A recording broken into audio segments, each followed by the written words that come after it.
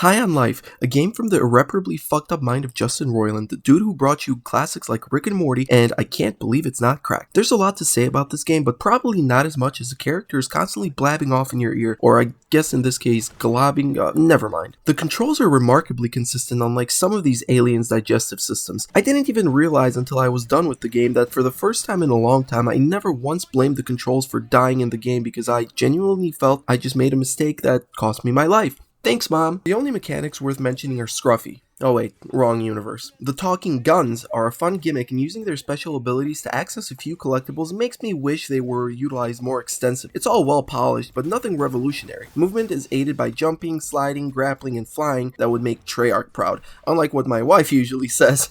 I wish it was faster though. I'm especially impressed with the verticality of the densely inhabited areas, and how the levels float to lead you to your next objective without ever having to use the scanner. Again, nothing revolutionary, but it is immersive. What I'm not impressed with is that there's only 3 thematically unique areas. Come on, Squanch, this ain't no indie game. It sure has more glitches than even an indie game though. Something is always twitching and jerking on screen, and usually not of its own volition. You can walk past a playable area in a ton of locations. The game practically comes with a developer mode. Enemies clip through walls, loading screens freeze, the game crashes. Just like your ex, there's too much texture popping and not enough cherry popping. But at least none of it is game breaking or even annoying, just unpolished. Must have been high on life when I played this, but I did it on hard. As someone who's enjoyed shooters in the past, I found this was on the more challenging side, even if pretty monotonous, as you're clearing out waves of the same enemies over and over again. Graphically, the game shines, and not just because of how graphic it is. When they're not popping in, the textures look high quality, even on a Steam Deck. The art direction screams a mix of Futurama, Cyberpunk, and Blade Runner, and the sandworms scream like they're gay. The lighting solidifies this as not only the first Xbox exclusive I played, but also the prettiest. 10 out of... oh wait, we're not doing that this time around. The character and charm of this game will make it or break it for most people. There were so many moments that made me laugh to myself that I now understand why it's called High on Life. On the flip side, if you don't like the dad jokes, raunchy humor, and dragged out gags, then why did you even click on this review? No, but seriously, the game is full of that. Roiland only has one speed, and it's whatever I just described. There's jokes that don't land and some unnecessary humor, but despite all my actual qualms with the game, I can only fault it for the scripted events that force you to make morally ambiguous choices that are totally inconsequential. The story and pacing is what you'd expect from Rick and Morty for some strange reason.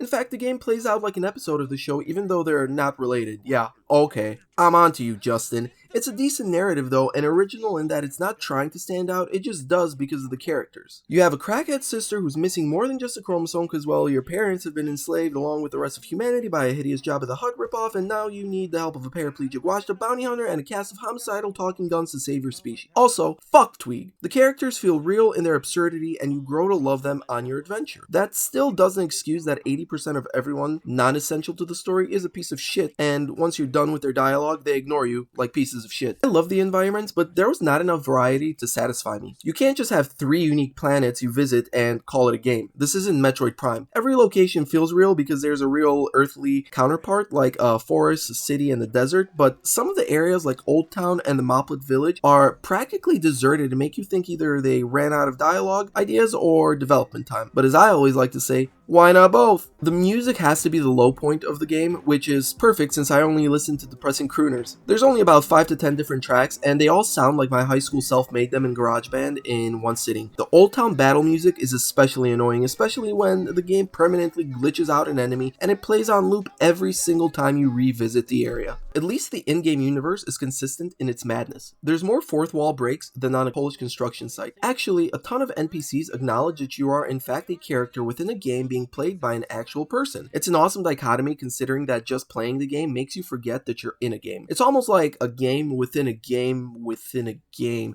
Yo, someone should write that movie. In this regard, your primary gun, Kenny, will even point out bad game design choices and how certain tasks make no sense, which, while pushing the plot forward, covers what otherwise would be illogical even by the game standards. If you're achievement hunting, there's a few missable ones, which adds to the replayability, I suppose. Outside of that, you can return to the world after completing the game to collect any missing collectibles and finish up with everything in about 40 hours. Despite the NPCs trying to convince you otherwise, your choices don't matter, but you might be the type of person to want to do things differently a second time, and you're welcome to. But besides that and beating the bosses again, there's little reason to replay. The post-game would be non-existent if not for a secret ending hinting at a sequel. The same goes for any challenges outside of a random skate park. I guess they just figured we'll throw one of each in there just to check the boxes. There's plenty of collectibles though, and when I say plenty, I mean an average amount spread out evenly enough to feel like there's more than there actually is. The same can be said for the extras, which aren't always obvious and may or may not count depending on what you consider an extra and what you consider another running gag unsuitable for your fine palate. Would I play High on Life again? Only if that's the name of the sequel. Actually, I totally will, because I want to perfect the game. It's an utterly charming and crude, though flawed start to what I hope is a new IP from Justin Roiland, the man who brought us Rick and Morty and probably other shows too. If you like cool gaming experiences or want to jerk off Justin Roiland on a midnight train going anywhere, then this is for you. If you're on the fence, then you're probably uncomfortable. Get it on sale for $40 to $45 if you can, or buy it at full price. I don't care what you do with your money, Elon Musk.